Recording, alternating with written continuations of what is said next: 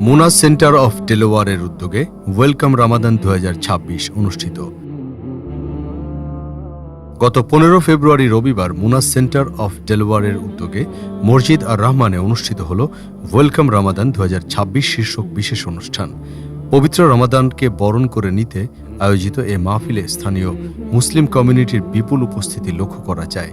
অনুষ্ঠানে রমাদানের তাৎপর্য, আত্মশুদ্ধি, তাকওয়া অর্জন এবং ইবাদাতে মনোনিবেশের গুরুত্ব তুলে ধরা হয়। বক্তারা রমাদান মাসকে ব্যক্তিগত ও সামাজিক জীবনে ইতিবাচক পরিবর্তন আনার এক অনন্য সুযোগ হিসেবে উল্লেখ করেন।